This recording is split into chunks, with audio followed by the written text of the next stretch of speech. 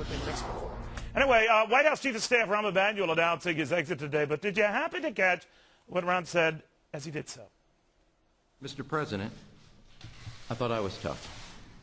But as someone who saw firsthand how close our nation came to the brink and what you had to do to put America back on track, I want to thank you for being the toughest leader any country could ask for in the toughest times any president has ever faced.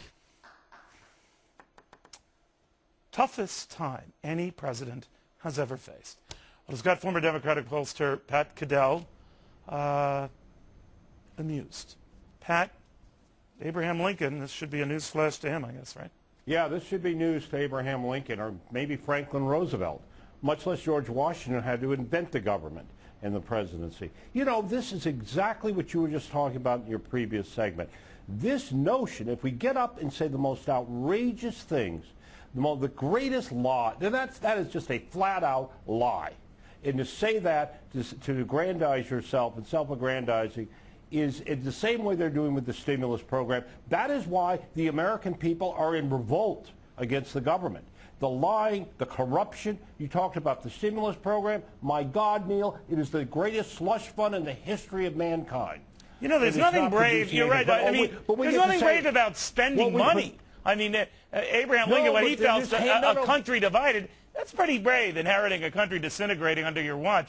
Very different here. Now, we can compare presidencies, but my point is this sort of martyrdom-type view of what they're up against. It's this view of, say, it is the big lie theory. It's Goebbels' big lie theory, and I don't mean to refer to the president in his administration in that way, except to say the theory says if you tell a big enough lie, somebody will believe it.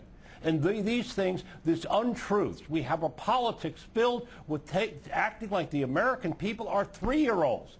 They know the stimulus isn't working. Anybody in the right mind, look, Joe Biden has many virtues, but he wouldn't know how to account something if his life depended on it. He's never done anything like that. He's not policing anything. This was a payoff up and down the line, and if anyone ever got into the money going to political consultants like Mark Penn, we found about that about a year ago, Hillary Clinton's pollster. Let me tell you something. We haven't even scratched the surface. And to get up there and say this is the toughest president, save the country, what they make themselves do, this president is running the risk of doing something that did not happen to Jimmy Carter, did not happen to Ronald Reagan, and other presidents. He's making himself on the knife edge of disingenuous, of being seen by the American people as someone who doesn't tell the truth. It's one thing to have problems. It's one thing to make mistakes. It's another thing to go out and tell people things that they know they're not true and think you're bamboozling them. That may work in Chicago, although I think Mr. Emanuel is going to have a tough time. If today was a demonstration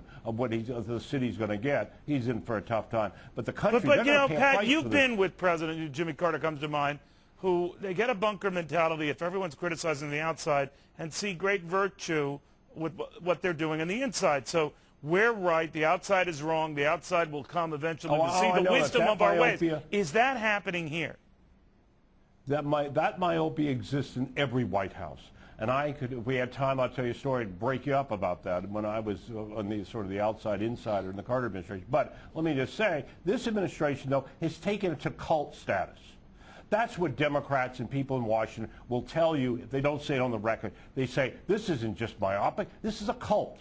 And that's what we have there. We're so smart, you're so stupid. It's taken to a level, it's one thing to make your case. It is in the best case you could make. It's another thing to stand up and say, no president has ever had this, and actually have some people in the audience applaud, rather than the president step in and say, no, please don't say that, that's not true. This self-congratulatory stuff is why the president is facing the numbers which will get worse, and why the party is in such trouble. I keep saying this. They won't listen, but, you know, it's like health care. They're going to learn. Pat, you seem upset. But, yeah, I'm a little bit ticked off about it, but that's only because I think you should be an American first. But who am I to say that, Neil? Common sense, you know. Patrick, it is always a pleasure, upset or not. Thank you very much, Sir Pat, in South Carolina today. And all this time, I thought that Rahm Emanuel really didn't like me. Did any of you catch this? He commands the respect of everyone in this building and brings decades of experience to this assignment. Rahm, will you stop it? I know what you're thinking. Rahm Emanuel wasn't talking about me, but indeed he was. Because even Rahm knows that the Cavuto platform of no tax hikes, big spending cuts, and no more bridges to nowhere is a true winning formula for politicians everywhere. So go to the